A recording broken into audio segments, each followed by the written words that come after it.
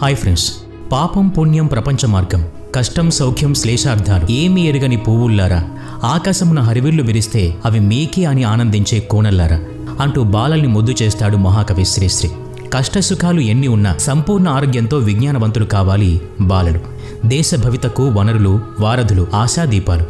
వారి శ్రేయస్సే దేశాభివృద్ధికి మూలం. అందుకే అంటారు నేటి బాలలే రేపటి పౌరులు అని. బాల్యాన్ని ఆనందంగా, ఆరోగ్యవంతంగా అనుభవించడం ప్రతి చిన్నారి జన్మ హక్కు. ఎవరికైనా బాల్యం ఒక అందమైన జ్ఞాపకం.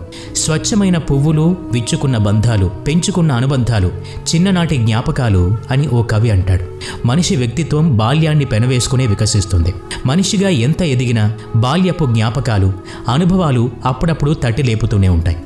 అమ్మ లాలిపాట, గోరుముద్దలు, నాన్న మురిపం, అమ్మమ్మ, నానమ్మ, తాతయ్యల గారాబాలు, అన్నదమ్ములు, అక్కాచెల్లెళ్ళు, అత్తామామల ప్రేమానురాగాల మధ్య బాల్యం ఆనందంగా గడిచిపోతుంది. అందమైన జ్ఞాపకంగా మిగిలిపోతుంది. తిరిగి రాని బాల్యాన్ని తలుచుకొని నా సర్వస్వం నీకిచ్చేస్తా, నా బాల్యం నాకిచ్చారు అంటాడు సినారి. అలాంటి బాల్యపు గుర్తులుగా మిగిలిన జ్ఞాపకాల్ని ఈరోజు కొన్ని గుర్తు చేసుకుందాం. చిన్నప్పుడు చూసిన జోకర్ గుర్తున్నాడా? గుర్తు రాలేదా? అయితే ఉండండి, మీకిప్పుడే గుర్తొచ్చేలా చేస్తాం. ఇది కూడా గుర్తొచ్చే ఉంటుందిగా. ₹1 దొరికే ఈ గమ్ బాటిల్ కొనుక్కుని పెరిగిన పిల్లలు భలే ఆనందంగా జీవించేవారు. ఇక ₹2 గమ్ డబ్బా కొనుక్కోగలిగిన వారు గొప్పవాళ్లుగా ఫీల్ అయ్యేవారు. గమ్ డబ్బా కాకుండా బంగారం డబ్బానే కొనుక్కున్నట్టు ఫీల్ అయ్యేవారు. మీ జ్ఞాపకాల్లో ఈ డబ్బా కూడా గుర్తుకొచ్చే ఉంటుంది. దంతాల్ని మెలమెలా మెరిసేలా చేసే పౌడర్ ఇది. ఇప్పుడు కూడా ఇది దొరుకుతోంది, కానీ దాని రూపం మారింది. ఇలాంటి ఫోన్లు ఎంతమంది వాడారు? మొదట్లో ఫోన్ ఇలా ఉండేది. ఆ తర్వాత అనేక మార్పులతో ఇలాంటి ఫోన్లు వచ్చాయి. ఇలాంటి అపురూపమైన వస్తువులు ఎన్నో 90 దశకంలో ఉండేవి. అలాంటి వస్తువులన్నీ మరోసారి చూడాలనుకుంటున్నారా? అయితే ఈ ఎపిసోడ్ చివరి వరకు తప్పకుండా చూడండి.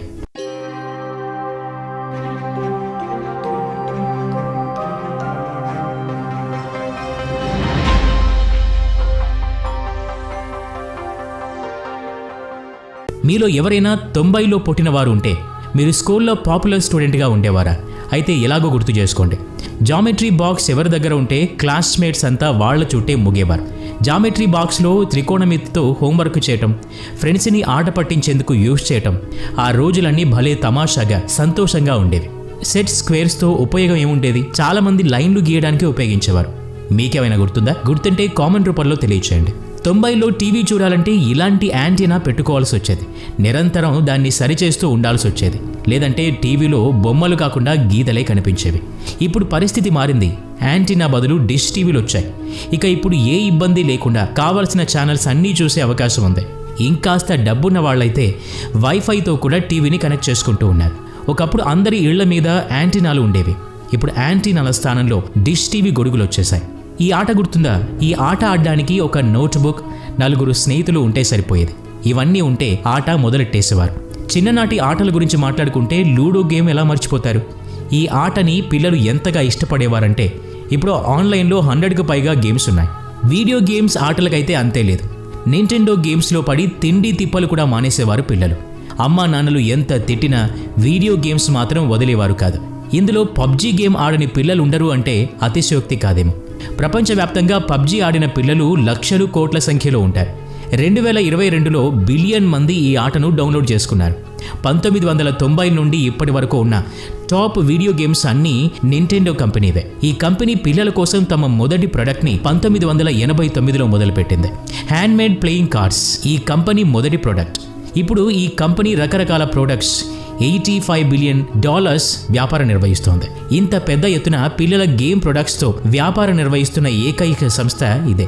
సూపర్ మ్యారియో నుండి పోకెమాన్ లాంటి గేమ్స్ అన్నిటికీ ఈ సంస్థే మూలం. 90ల దశకంలో పిల్లల స్కూల్ బ్యాగ్స్ ఈ విధంగా ఉండేవి. ఈ స్కూల్ బ్యాగ్లో work books, text books, note books, lunch box, water bottle ఇలా అన్నీ ఉండేవి. ఇంత బరువున్న బ్యాగ్స్ మోసుకుంటూ క్లాస్కి వెళ్లాల్సి వచ్చేది. అంత పెద్ద బ్యాగ్ టేబుల్ కింద పెట్టుకోవటం, తీయటం పెద్ద సమస్యగానే ఉండేది. బ్యాగ్ ఎంత విలువైన వస్తువుగా ఉండేదో అందులోని వస్తువులు కూడా అంతే విలువైనవిగా ఉండేవి. ఇలాంటి ఎరేజర్స్ అందరూ వాడే ఉంటారు కదా. పెన్సిల్ గీతలతో పాటు పెన్నుతో రాసిన అక్షరాల్ని చెరిపేసేందుకు కూడా ఈ ఎరేజర్ ఉపయోగించి పేపర్ని కూడా చింపేసుకునేవాళ్ళు. ఆ రోజుల్లో వాడిన ఈ ఎరేజర్ కేవలం పెన్సిల్లో రాసిన వాటిని చెరిపేందుకు మాత్రమే వాడేవాళ్ళు. అవి కూడా బ్లూ, పింక్, వైట్ కలర్తో మాత్రమే దొరికేవి. పేజీ మందంగా ఉన్నా, పల్చగా ఉన్నా ఈ బ్లూ ఎరేజర్స్తో చాలా సులువుగా పెన్సిల్ గీతల్ని చెరిపేసే ఉండేది. మరి అలాంటప్పుడు బ్లూ కలర్ మీద పెన్ను బొమ్మ, పింక్ కలర్ మీద ఇలా పెన్సిల్ బొమ్మ ఎందుకు ఉండేది? ఇలాంటి మోడల్ పెన్సిల్స్ చాలా ఉండేవి. పెన్సిల్ నిబ్స్ బాక్స్ కూడా ఉండేది. ఒక నిబ్ అయిపోగానే మరో నిబ్ అందులో పెట్టుకుని రాసుకునే వీలుండేది. వీటన్నిటి గురించి చెప్పుకునే ముందు ఈ రబ్బరుతో ఉండే పెన్సిల్ గురించి కూడా చెప్పుకోవాలి. నట్రాజ్ పెన్సిల్లో పెన్సిల్ వెనక వైపు ఇలాంటి ఒక రబ్బరు కూడా అమర్చి పెట్టేవారు. ఈ పెన్సిల్ ధర కేవలం ₹2 ఉండేది. 3-in-1 స్లాబ్ బ్రేస్లెట్ మీలో చాలా మంది దీన్ని మీ చేతికి పెట్టుకునే ఉంటారు. ఆ రోజుల్లో ఇలాంటి బ్రాస్లెట్ వేసుకోవడం చాలా సరదాగా ఉండేది. రంగురంగుల స్లాబ్ బ్రాస్లెట్స్ కలెక్ట్ చేయడం కూడా గొప్ప హాబీగా ఫీల్ అయ్యేవారు. స్కేల్ మర్చిపోయినా ఈ బ్రాస్లెట్ స్కేల్గా ఉపయోగపడేది. చాలా మంది అలా వాడేసేవారు. ఇక్కడ మరోసారి మనం ఎరేజర్ల గురించి మాట్లాడుకోవాలి. ఒకానొక దశలో 1-2 రంగుల ఎరేజర్ స్థానంలో ఇలా అనేక డిజైన్స్తో సువాసనలతో కూడిన ఎరేజర్స్ కూడా వచ్చేవి. ఆ బొమ్మను బట్టి వాటి వాసన కూడా ఉండేది. చూసేందుకు భలే ముద్దుగా ఉండేవి. ఇలాంటి బొమ్మల ఎరేజర్స్ ఉన్న పిల్లలు భలే బడాయిపోవడం కూడా చాలా మందికి అనుభవమే. 90లో వాడిన నోకియా ఫోన్ అత్యంత ప్రజాదరణ పొందిన మొబైల్ ఫోన్. నోకియా కంపెనీ 1865లో మొదలైంది. మొదట్లో ఇది కేవలం పేపర్ మిల్ కంపెనీ మాత్రమే. కాలక్రమంలో పేపర్ వాడకం తగ్గి ప్లాస్టిక్ వాడకం పెరిగింది. దీంతో కంపెనీ నష్టాల పాలైంది. కంపెనీ మూసేయాల్సిన పరిస్థితి ఏర్పడింది. ఏ కంపెనీ అయినా నష్టాల పాలవగానే కంపెనీ మూసేసి ఉద్యోగస్తులను తొలగిస్తుంది. కానీ నోకియా అలా చేయలేదు. ఒక తెలివైన నిర్ణయం తీసుకుంది. పేపర్ వ్యాపారాన్ని వదిలేసింది, కానీ ఉద్యోగస్తులకు మరింత చేరువైంది. తమ వ్యాపారాన్ని మార్చుకుంది.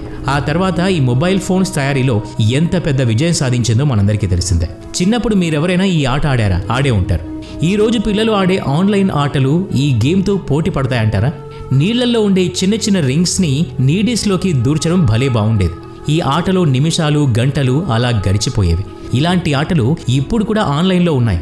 కానీ ఆ కాలం నాటి ఆట లాంటి మజా అయితే ఇవాల్టి పిల్లలు పొందలేకపోతున్నారు. ఇప్పుడంటే టీవీలు, స్మార్ట్ ఫోన్లు, ఆన్లైన్ వీడియో గేమ్స్. మరి 90లో ఇవన్నీ ఉండేవి కావు. అందుకే పిల్లలంతా రకరకాల ఆటలు ఆడేవారు, పాటలు పాడుకునేవారు. ఏమీ తోచకపోతే రేడియో వినటమో, టేప్ రికార్డర్ వినటమో చేసేవారు. ఇంకా టైం పాస్ కాకపోతే టేప్ రికార్డర్లో ఉన్న టేప్ తీసేసి వాటి హోల్స్ మధ్య పెన్సిల్ పెట్టి అటు నుంచి ఇటు తిప్పడం, ఇటు నుంచి అటు తిప్పడం భలే సరదా పనిగా ఉండేది. మీలో ఈ పని ఎంతమంది చేశారో కామెంట్ల రూపంలో తెలియచేయండి. టేప్ రికార్డర్స్ తగ్గిపోయాక సీడీస్, ఫ్లాపీస్ వచ్చాయి. దాంతో టేప్ రికార్డర్స్ మరుగున పడ్డాయి. అయితే నిజానికి ఆ రోజులే వేరు. బాల్యాన్ని ఆనందంగా, ఆరోగ్యవంతంగా అనుభవించడం ప్రతి చిన్నారి జన్మ హక్కు.